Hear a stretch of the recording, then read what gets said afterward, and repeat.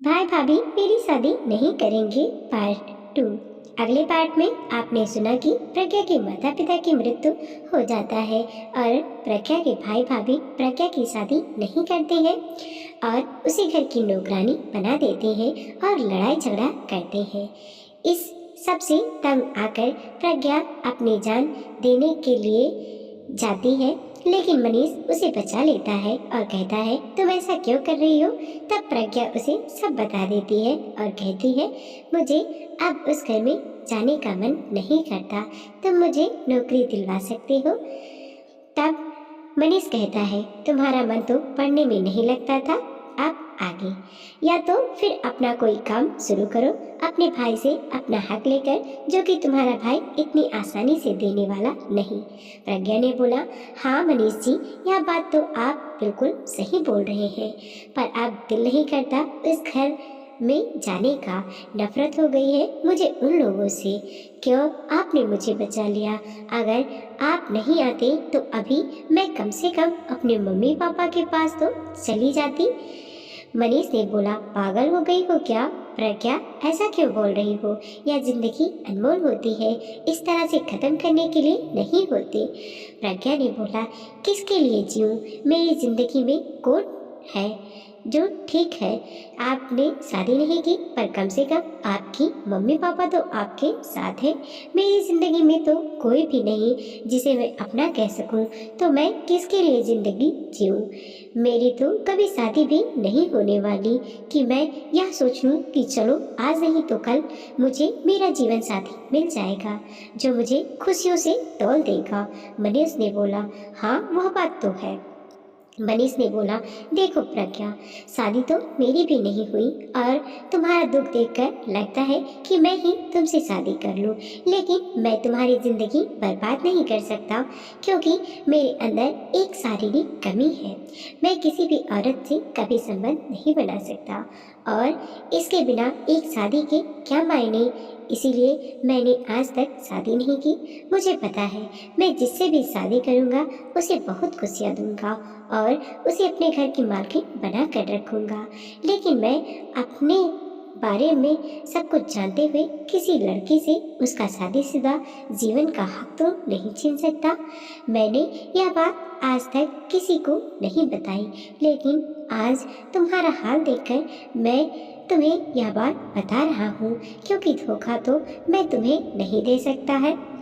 इसीलिए मैंने तुम्हें अपनी जिंदगी की इतनी बड़ी सच्चाई बता दी है और अगर तुम चाहो तो मुझसे शादी कर सकती हो मेरी इस कमी को स्वीकार करते हुए। शादी के बाद तुम्हें सारे हक मिलेंगे, सारी खुशियाँ मिलेंगी, लेकिन अपने पति के साथ पति पत्नी का रिश्ता नहीं मिल पाएगा शारीरिक रूप से। अगर तुम्हें मंजूर हो तो मैं अभी इसी क्षण तुमसे शादी करने को तैयार हूँ, क्योंकि मुझे पता है तुम भी बहुत अच्छी लड़की हो और तुम भी अपने जीवन में अकेली हो और मैं भी अपने जीवन में अकेला हूँ। प्रज्ञा ने कुछ पल के लिए सोचा, फिर बोला मैं तैयार हूँ।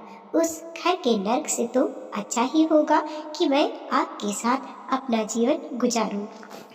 आप बहुत ही सुलझे हुए व्यक्ति हैं और मुझे पता है आप अपनी पत्नी को बहुत सम्मान देंगे। रही बात संबंध की, तो जरूरी नहीं कि प्यार सिर्फ संबंध ही हो। मैं तैयार हूँ आपसे शादी करने के लिए। आपने अपनी जिंदगी की इतनी बड़ी सच्चाई मेरे सामने खोल कर रख दी, वह भी बिना किसी रिश्ते के, तो मुझे समझ में आ गया आप जीवन भर मेरा साथ देंगे। प्रज्ञा के घर से अभी तक उसके भाई भाभी उसे ढूंढने नहीं आए थे, नहीं कोई फोन किया था। प्रज्ञा ने बोला है मेरे भाई भाभी को मेरी कोई चिंता नहीं। मनीष ने बोला हाँ वह तो मैं समझ ही रहा हूँ। उसके बाद मनीष और प्रज्ञा ने एक मंदिर में जाकर शादी कर ली। मनीष ने फोन करके अपने मम्मी पापा को बुला लिया था और बोला था कि वह प्रज्ञा से शादी कर रहा है। मनीष का मम्मी पापा तो बहुत खुश थे कि चलो कम से कम उनका बेटा शादी तो कर रहा है। मनीष का मम्मी पापा ने बोला प्रज्ञा के भाई भाभी को तो बुला लेते, यह अचानक तुम लोगों ने इतना बड़ा फैसला कैसे ले लिया?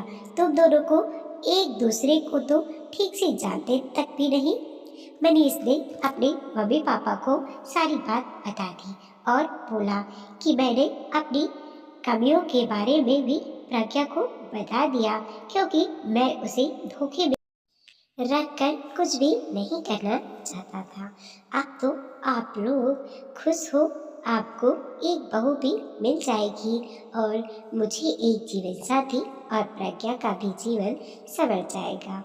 और इस तरह से मनीष और प्रज्ञा ने शादी कर ली। शादी के बाद प्रज्ञा को लेकर मनीष चला गया और फोन करके प्रज्ञा के भाई को सारी बात बता दी। एक पल को प्रज्ञा के भाई भाभी को झटका लगा। फिर दोनों ने यह सोचकर चैन की सांस ली कि चलो, प्रज्ञा घर से भी चली गई और उनका 1 रुपया भी खर्च नहीं हुआ। अब वह सारी जिंदगी आराम से अपने माँ बाप की दौलत पर राज करेंगे। उधर प्रज्ञा मनीष के साथ बहुत खुश थी।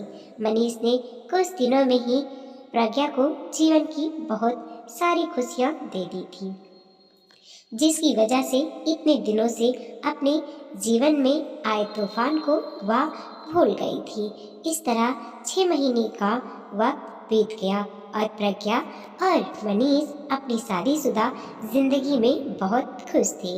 एक दिन प्रज्ञा और मनीष बाजार गए हुए थे, तो वहाँ पर प्रज्ञा के भाई भाभी उन्हें मिले, जो कि प्रज्ञा की शादी के बाद आज तक उससे ना मिलने आए थे, ना ही उसे घर बुलाया था। इतने स्वार्थी हो गए थे। वह प्रज्ञा को देखकर उसके भाई भाभी ने ताना मारा, वाह, दिखा दिया ना अपना चरित्र, घर से भागकर शादी कर ली ना, और ना जाने क्या क्या। प्रज्ञा को बहुत जोर का गुस्सा आया। असलियत क्या थी वह भी अच्छे से जानती थी। प्रज्ञा की भाभी अभी उसे और कुछ बोलने वाली थी कि मनीष ने बहुत जोर से बोला, खबरदार, जो आपने मेरी पत्नी के लिए कोई भी अपशब्द कहे, अब वह आपकी ननद नहीं, मेरी पत्नी है, तो अपने जबान पर काबू रखिए, नहीं तो ठीक नहीं होगा। तो प्रज्ञा का भाई मनीष से लड़ने को तैयार हो गया। मनीष ने बोला, प्रज्ञा को अकेला मत समझना, अब उसका पति उसके साथ है और हर कदम पर उसके साथ रहेगा और तुम लोगों की औकात दिखा कर रहेगा। अब तक तो हम लोग चुप थे, कोई मतलब नहीं रखा था तुमसे, लेकिन अब तुम लोगों ने बड़ी लकड़ी ली है। अब देखो हम क्या करते हैं। प्रज्ञा को तुम लोगों ने अकेला समझकर उसके साथ बहुत गलत कर लिया, लेकिन अब तुम लोगों को तुम्हारे किए की सजा जरूर मिलेगी। प्रज्ञा को आज अजीब सा सुख मिल रहा था कि उसका पति उसके साथ हर कदम पर खड़ा है और कोई उसे कुछ भी गलत बोलेगा तो उसका सामना मनीष करेगा। प्रज्ञा बहुत खुश थी आज और भगवान का धन्यवाद कर रही थी उसे ऐसा जीवन साथी देने के लिए। अगले दिन प्रज्ञा के भाई भाभी के पास कोर्ट से एक नोटिस गया, जिसमें संपत्ति के बंटवारे की बात कही गई थी। नोटिस में साफ साफ लिखा था कि जितनी भी संपत्ति है सब पर प्रज्ञा का बराबर हक है, क्योंकि यह सारी संपत्ति प्रज्ञा के माँ बाप द्वारा अर्जित की गई है। सारी संपत्ति में प्रज्ञा 50% की हिस्सेदार है और उसे अपना हिस्सा चाहिए। प्रज्ञा के भाई भाभी ने कभी भी सोचा नहीं था कि इस तरह से कानूनी नोटिस उनके पास आएगा। साथ ही साथ एक नोटिस और आ गया कि वह बैंक से कोई पैसे नहीं निकाल सकते, क्योंकि उन पैसों पर प्रज्ञा का बराबर करके हक है। उसकी मम्मी पापा का सारा पैसा इतने दिनों से अकेले इस्तेमाल कर रहे हैं।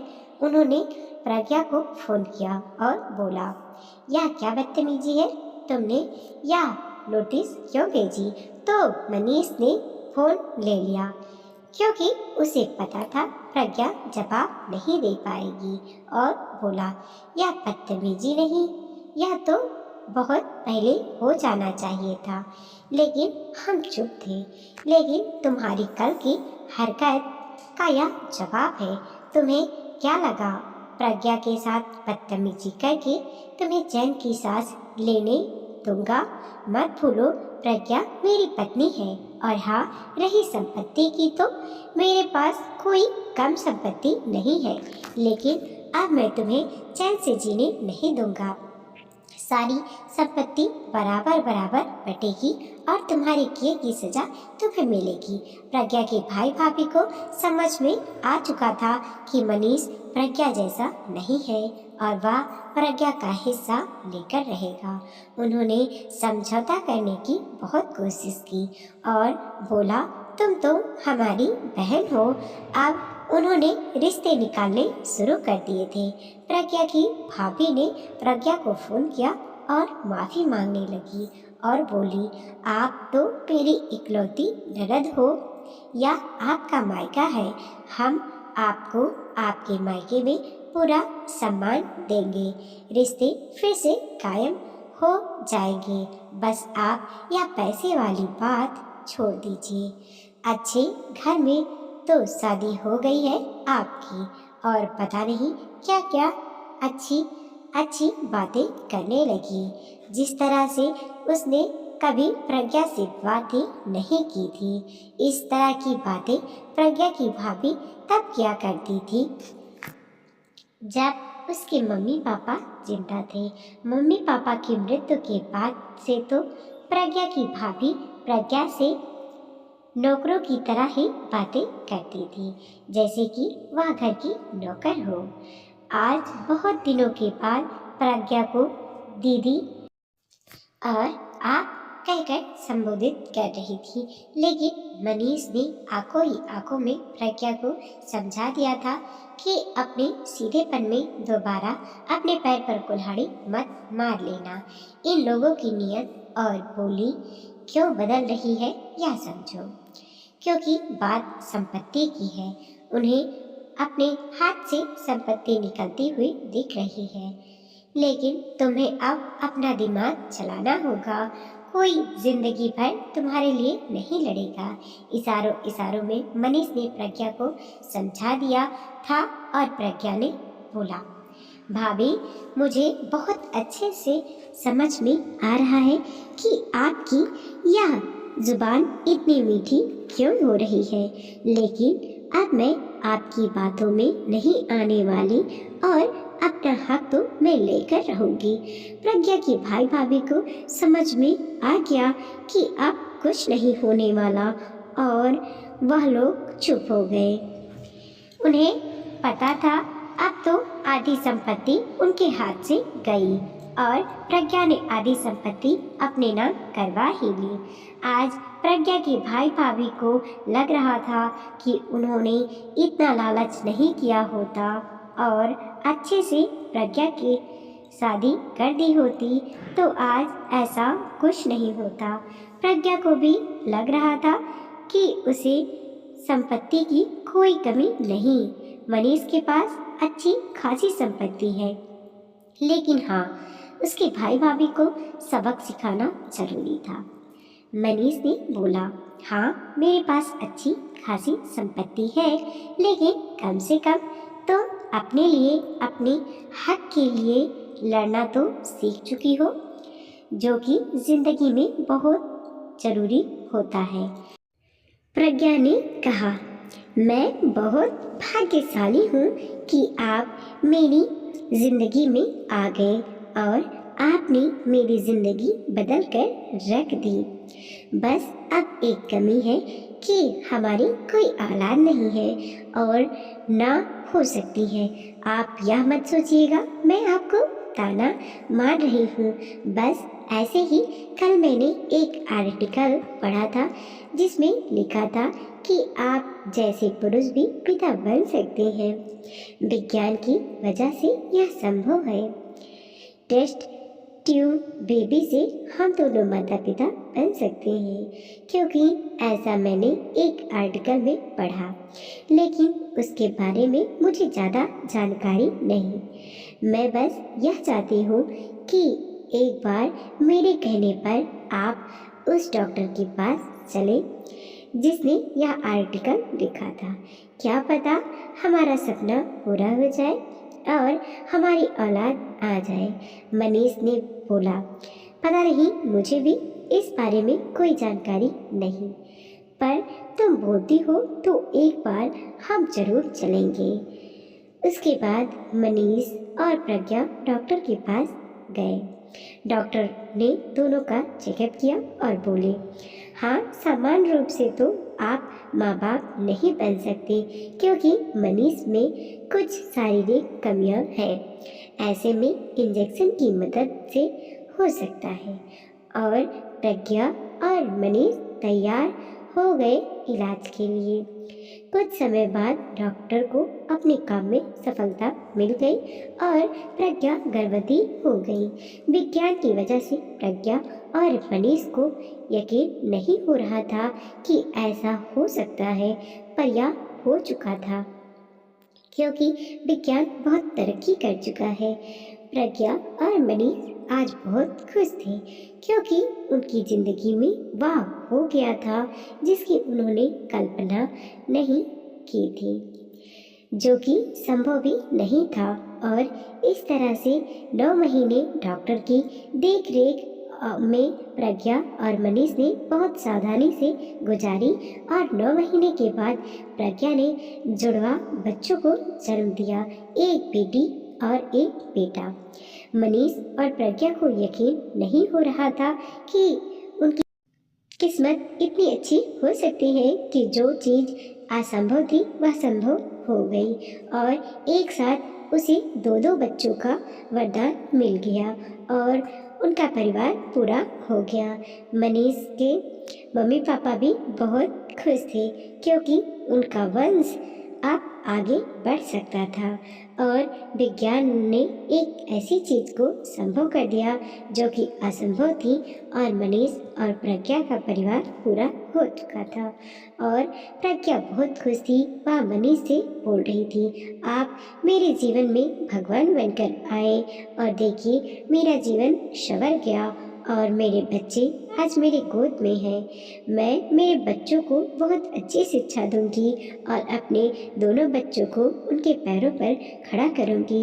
मैं नहीं चाहती जिंदगी में जो कुछ मैंने झेला है, कल को मेरे साथ कुछ अनहोनी हो जाए तो मेरे किसी बच्चे के साथ भी वैसी स्थिति आए। इसीलिए मैंने तो अपने मम्मी पापा की बात नहीं मानी थी और कभी पढ़ाई लिखाई पर ध्यान नहीं दिया, अपने पैरों पर खड़ा होने का नहीं सोची। लेकिन मैं मेरे बच्चों को हमेशा यही सिखाऊंगी कि अपने पैरों पर खड़ा होना कितना ज़रूरी है, क्योंकि कभी किसी के साथ कुछ भी अनहोनी हो सकती है और उन्हें अपनी जीवन की कहानी भी सुनाऊंगी। मनीष ने बोला, बिल्कुल, लेकिन हम अपने बच्चों को एक दूसरे से प्यार करना भी सिखाएंगे, जो कि शायद आपके मम्मी पापा ने भी सिखाया होगा, लेकिन उन्होंने सोचा नहीं होगा कि ऐसा दिन भी आएगा। इसीलिए हम सबसे पहले अपने बच्चों को आत्मनिर्भर बनना सिखाएंगे और मनीष और प्रज्ञा एक दूसरे के गले लगकर अपनी आने वाली जिंदगी के सपने देखने लगे। वीडियो को लाइक कीजिए, कमेंट कीजिए और अपने दोस्तों के साथ जरूर शेयर कीजिए। चैनल पर नए हैं प्लीज़ सब्सक्राइब कीजिए और देखते रहिए मोटिवेशनल स्टोरी।